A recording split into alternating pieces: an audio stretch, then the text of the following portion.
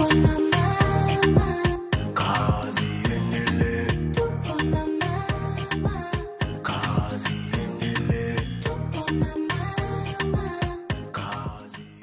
hali gani mtazamaji wa TBC1, karibu sana katika kipindi hiki maalumu ambacho tunaangalia miaka minne ya Mheshimiwa Rais Samia Suluhu Hassan madarakani.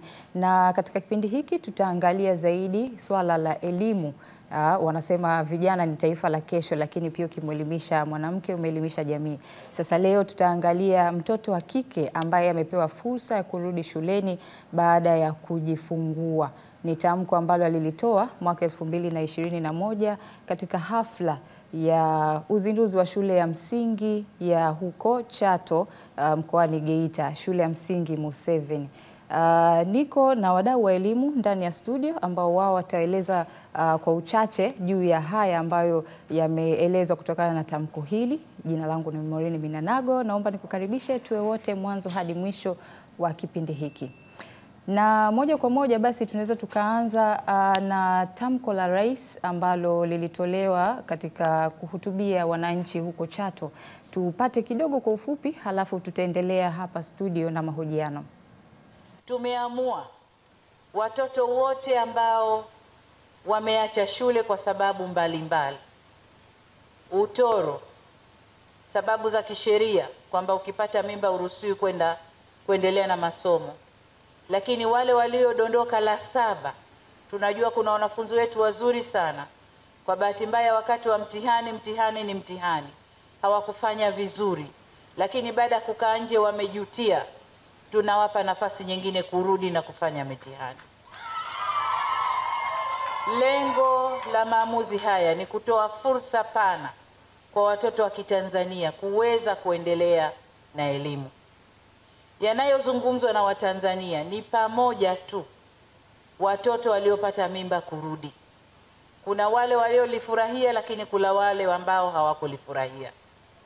Kwa kawaida mtoto wa kike akishakuwa mama, kama amekuwa mama yuko darasa la 6, hatarudi tena darasa la 6 kuendelea na shule. Hiyo ndiyo kawaida. Lakini wale wanaopata bahati mbaya wakiwa sekondari, wale wanarudi. Na wanarudi wanaendelea na masomo yao vizuri. Wengine wanafika mpaka chuo kikuu. Kwa hiyo hapa ni suala la kutoa fursa, na wenyewe watajipanga. Lakini kwa wale ambao wanahisi hawataweza kurudia tena shule ya msingi, tumewaekea mkondo mwingine unaitwa elimu mbadala, alternative education, au jina lolote lile. Watakwenda kwenye mkondo huo, waendelee na masomo yao, tuwafundishe namna ya kujiingiza kwenye miradi, ili akitoka hapo aweze kwenda kufanya miradi, kujitunza yeye na mtoto aliyemzaa. Kwa hiyo hili Watanzania lisitupe wasiwasi na kuchukua muda mkubwa kulijadili kwa nini mtoto aliyepata ujauzito arudi tena shule.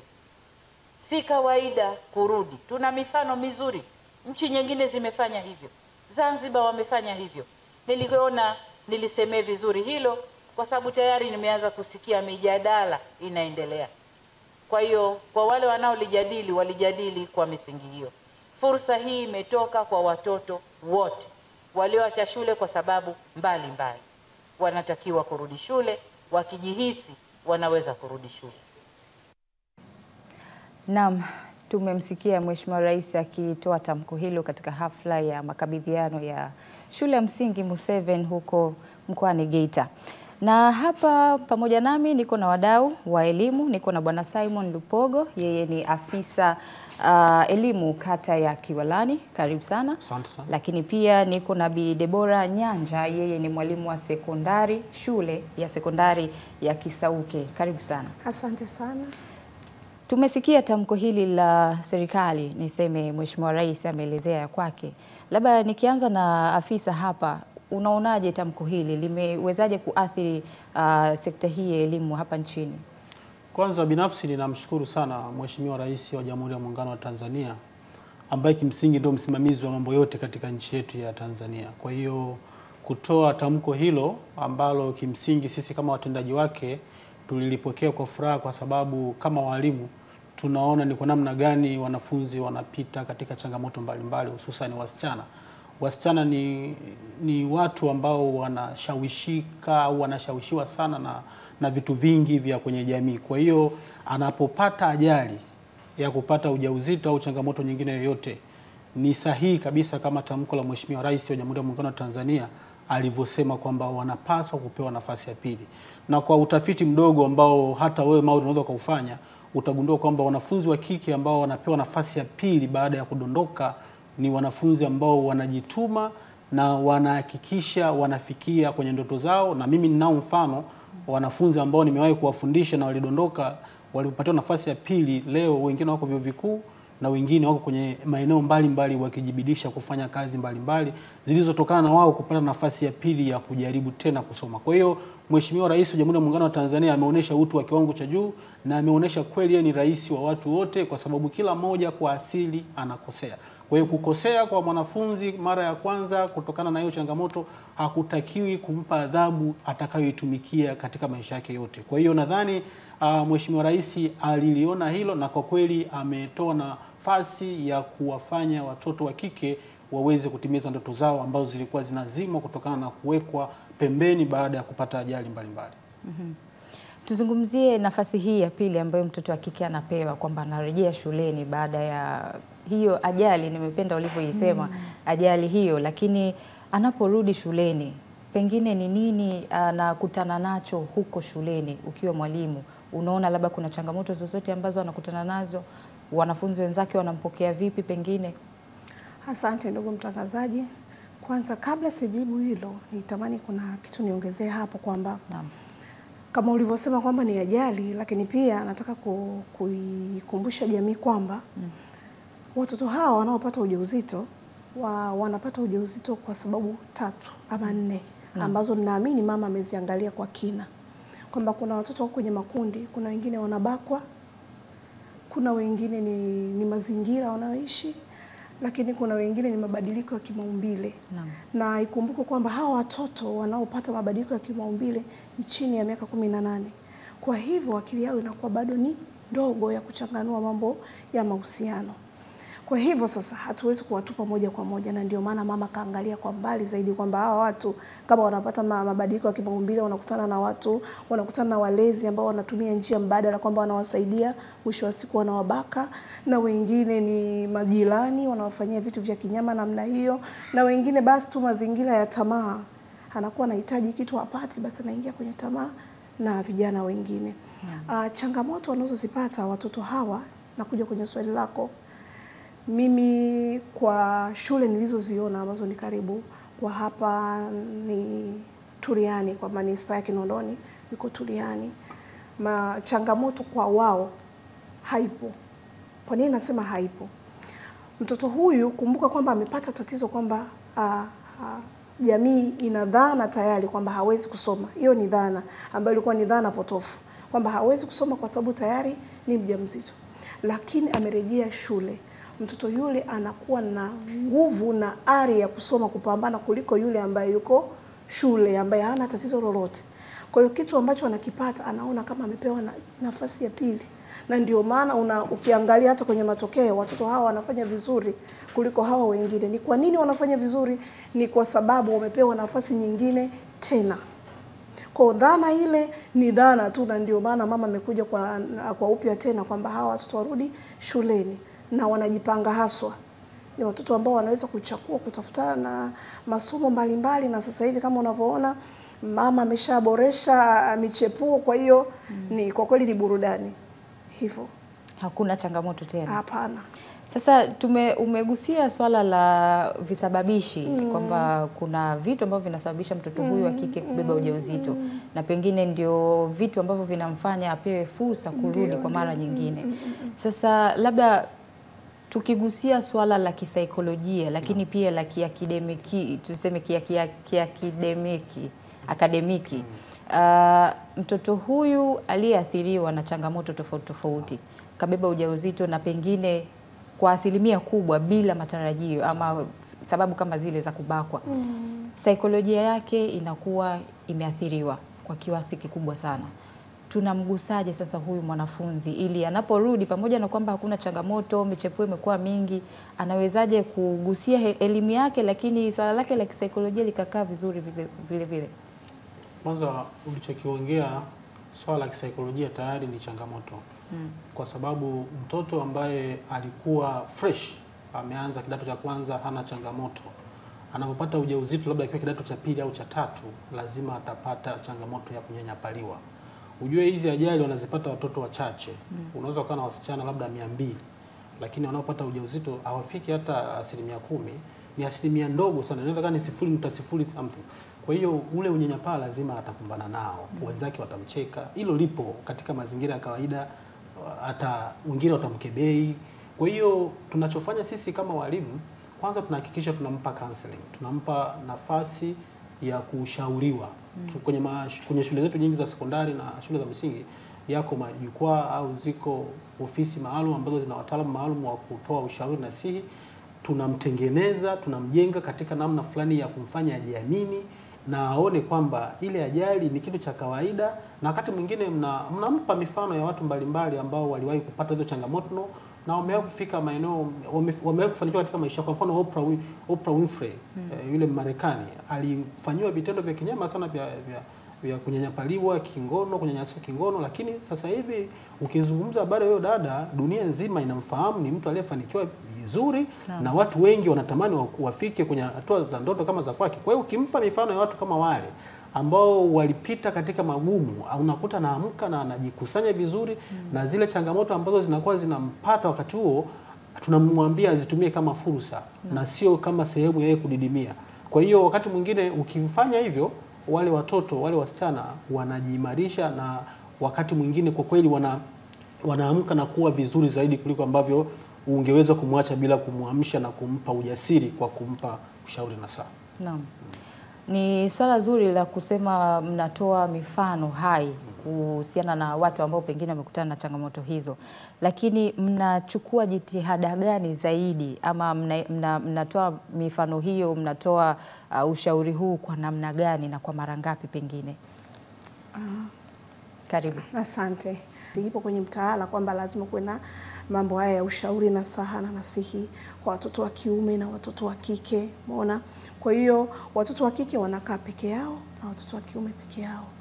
Kwa hizi shule sasa, watoto hawa ambao tumewachanganya, lazima kuwe na namna ya kukaa nao, kuongea nao, kuzungumza nao, wanapata changamoto gani, tufanyeje, maana wale ni marafiki, sio maadui tena. Kwa hiyo kwa muda huu ambao unakuwa ni vipindi viwili, yani dakika 80 zinawatosha kila wiki kuwaweka sawa na wakaendelea na masomo kama kawaida na kujikuta kwamba wao ni washindi. Hii mnaifanya katika club shuleni. Vipi katika kata, mna mipango gani ama mikakati gani kufanya jambo hili?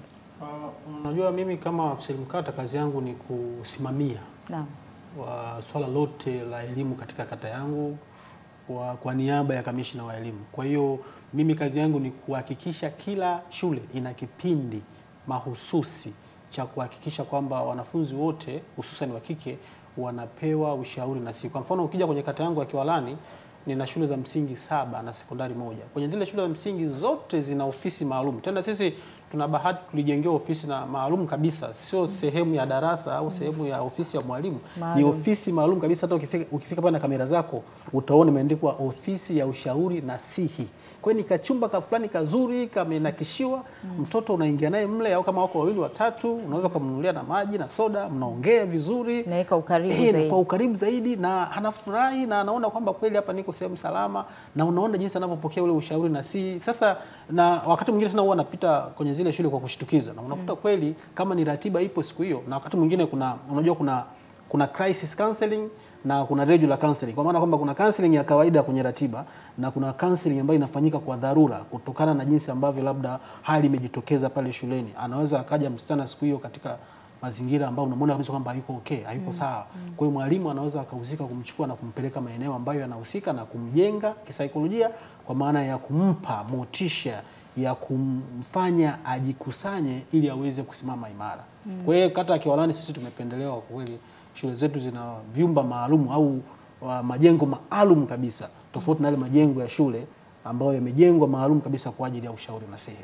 Sawa. Bwana Simon, katika tuzungumzie takwimu angalau katika eneo lako hilo. Toka tamko hili limetolewa mpaka hivi sasa miaka 4 sasa. Ni kiasi gani cha wanafunzi wameweza kupata elimu hii ama mabadiliko haya tuseme kiidadi zaidi? Takwimu imekaaje? Kwanza naomba wananchi watambue tatizo hili sio kwamba ni kubwa kiasi ambacho watu wanaweza wakafikiri, ila mama yeye anatoa thamani hata ya mtu mmoja au wawili waliopata hiyo changamoto wasiondolewe kwenye mfumo, kwa sababu kikatiba, kwenye katiba yetu ya Jamhuri ya Muungano wa Tanzania inasema kila mwananchi, kila mtoto ana haki ya kupata elimu. Kwa hiyo unaweza ukakuta kwenye kata fulani hakuna drop out zinazotokana na ujauzito. Kwa mfano mimi kwenye kata yangu ya Kiwalani sina kesi ya mwanafunzi kuacha shule kutokana na ujauzito, lakini kwa sababu hayo mambo yapo maeneo mengine, tunachofanya tunafanya tunaji-preempt kwa maana kwamba tunajihami. Hata kama kuna watu ambao labda kwa sababu ya kupata maelezo ya kutosha nyumbani wanakuwa hawana elimu, tunawaambia kwamba ujue kwenye maisha kuna hiki na hiki na hiki. Ukishawishiwa, ukiishi mazingira hatarishi, jihakikishie kwamba unajihami, au kama unaishi na ndugu ambao unaona anakushawishi kufanya hivi, tupe taarifa, tukupe counseling na nini na nini. Na kwa mantiki hiyo ile inawasaidia watoto ambao walikuwa wanaweza wakaingia kwenye hatari kujihami, kuingia kwenye hatari, kwa sababu tunawapa mipango, tunawapa mbinu za kuweza kujihami ili wasifike huko kwenye matatizo ambayo yanaweza yakawafika. Umezungumzia mbinu hapa, labda nije kwako mwalimu hapo. Moja ya mbinu ambayo mnafanya katika kuhakikisha swala hili pengine katika kujihami ama kuondokana na janga hili ni kufanya hii ushauri nasaha kupitia club pia shuleni. Kuna namna nyingine chanya pengine ambayo mnaifanya shuleni kuhakikisha kwamba tamko hili linachukuliwa maanani lakini mnaendelea kujihami zaidi? Nashukuru ndugu mtangazaji. Kunaweza kukawa na ofisi ya mshauri, lakini pia mtu anayehusika na ushauri ama mwalimu anayehusika na mambo haya, kwanza anatakiwa asiwe mtu asiwe mkali. Awe ni mwalimu ambaye yuko karibu sana na wanafunzi. Halafu anatakiwa ni mwalimu ambaye yani haonekani ni wakati wote labda akachukia, anafoka. Unajua sisi ni binadamu unakuwa na changamoto za kimaisha. Sasa mwalimu wa namna hii hachaguliwi na mwalimu mwenzie. Wanamchagua watoto kwa sababu wao watoto ndio wanaoona kwamba ni nani anafaa kulingana na jinsi wanavyomuona kila siku. Kwa hiyo kwa kupitia hizo sifa kwamba wao ndio waliomchagua na ndiye wanayemchagua, kama wako watatu basi watachaguliwa na wanafunzi wenyewe, sio mwalimu wala afisa kumchagua yule mwalimu. Kwa anakuwa ni rafiki yao kwa sababu wao wameshagundua ndiye rafiki yao. Kwa sio sisi wote tunaenda tu wanakuambia shida zao na wanajua kabisa yule ndo msiri wetu. Na kama na wewe mwalimu ni mwepesi wa kuongea, mwanafunzi kaja kakwambia jambo lake, basi unalitoa, wao hawakutaki. Wanamtaka yule ambaye ni mwepesi wa kutunza siri zao. Kwa hiyo wanakuwa wako wazi kueleza kile kitu wanachokipitia na wanakitatua kimya. Kwa wenyewe wengine mnatakapokuja kugundua wakati tayari kuisha. Tamko hili kwetu sisi kwa sasa hivi tunaichukulia kama ni sheria. Kwa sababu kama alivyosema mwenzangu kwamba ukimwelimisha mtoto wa kike umeelimisha jamii yote. Na kufanya kosa kwa mara moja si kosa, ila ukirudia kosa basi hilo ni kosa. Na ninaamini hakuna mwanafunzi ambaye amebeba ujauzito mara 3 anaendelea kukaa hapo shule.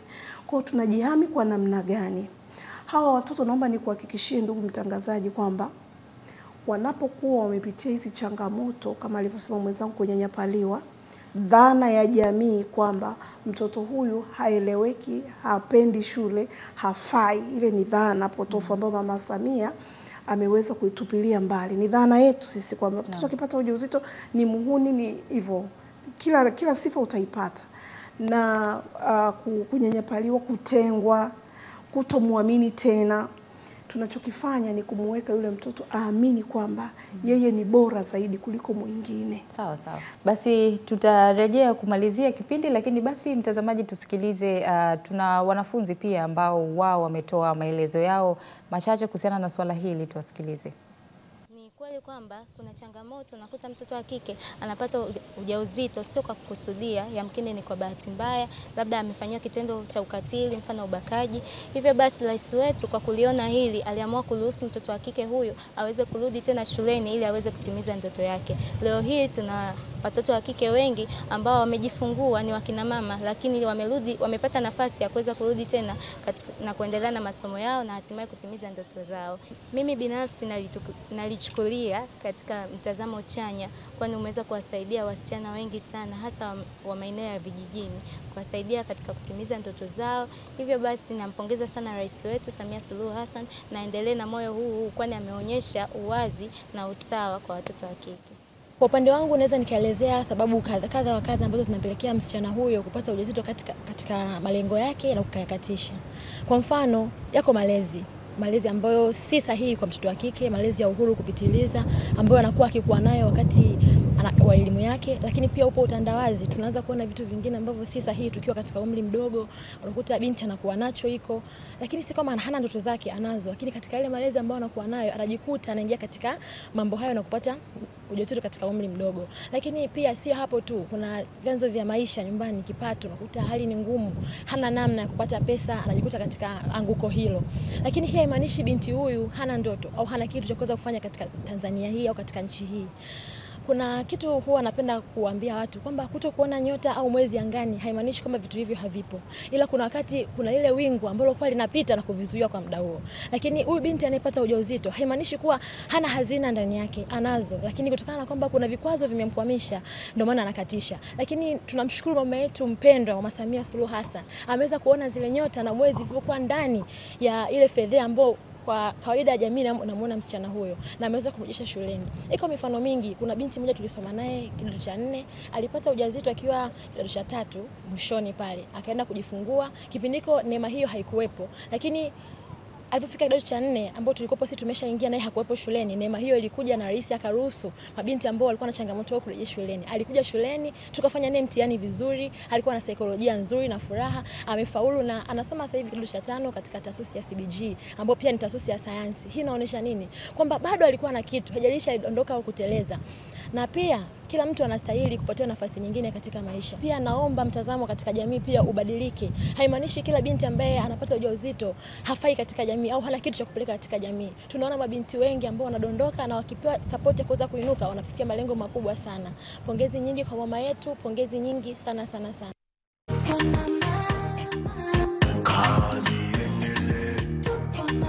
Amefanya kazi, anafanya kazi na kazi inaendelea.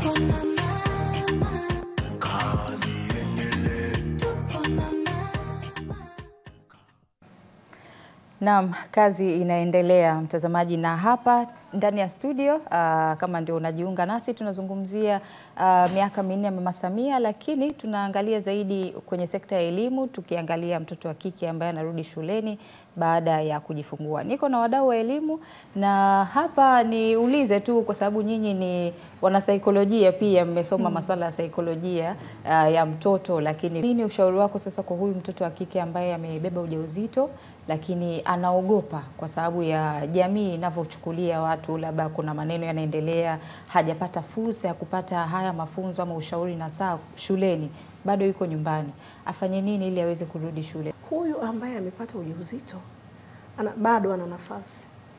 Baada ya kujifungua anatakiwa aende, ili mradi ana ndoto yake ya kuwa mtu fulani, basi aende akasome, na jamii isimfiche ndani ama isimbeze kwamba yeye ndo ana dhambi, ana makosa sana. Hapana, ilitokea bahati mbaya, na sababu nimezitoa hapo awali kwamba ni sababu nyingi, lakini hizo mama ameziona. Kwa hiyo huyo mtoto huyu aende shule, sehemu ambayo inahusika, anaweza kawaona hawa maafisa elimu kata, wanasaidia sana sana.